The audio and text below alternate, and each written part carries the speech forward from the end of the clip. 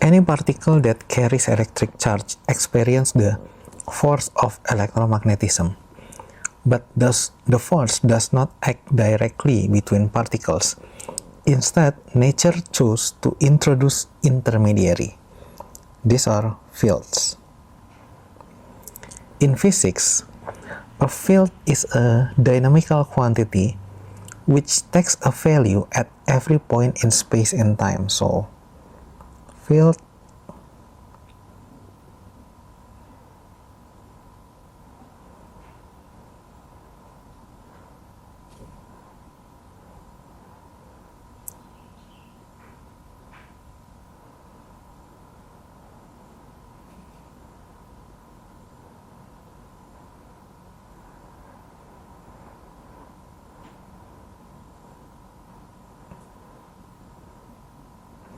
To describe the force of electromagnetism, we need to introduce two fields, each of which is a three-dimensional vector.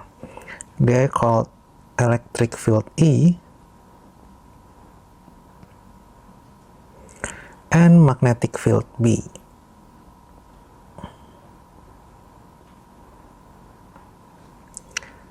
Which function of x and t.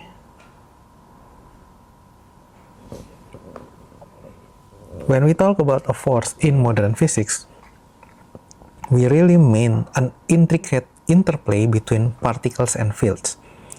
There are two aspects to this. First, the charged particles create both electric and magnetic fields. Second, the electric and magnetic fields guide the charged particle, telling them how to move. This motion in turn changes the field that the particle creates. So, looks like this. Charged particles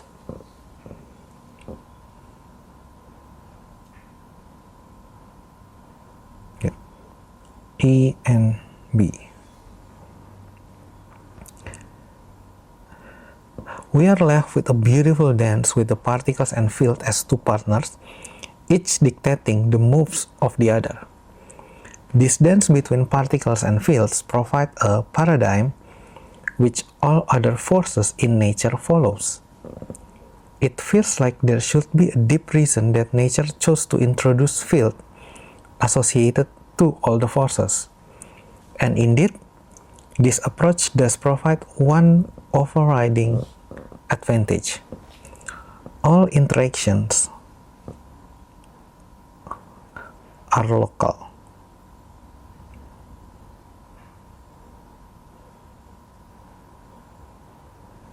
Any object, whether particle or field, affects things only in its immediate neighborhood.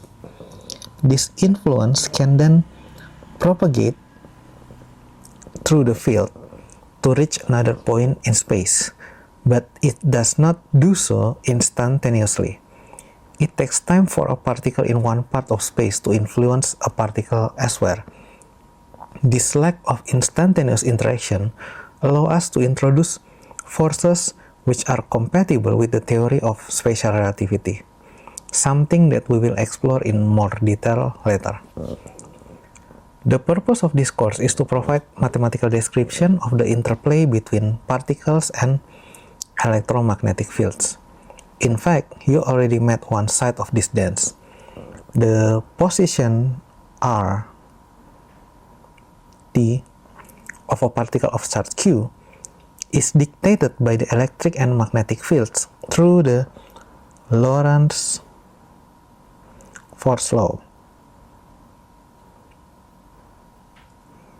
Just F equal to Q times E plus dot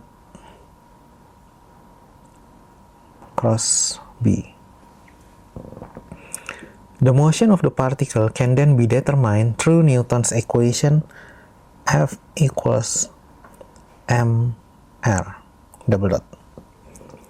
We explore various solutions to this in the dynamic and relativity lesson. Roughly speaking, an electric field accelerates a particle in the direction of E. So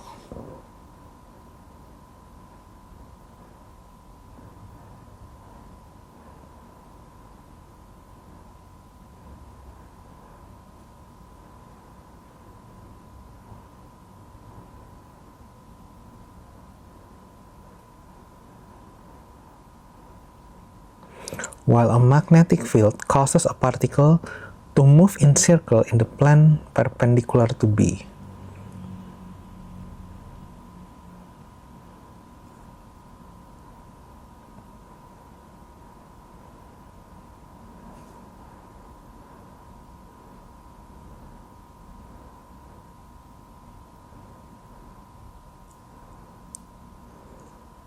In the plane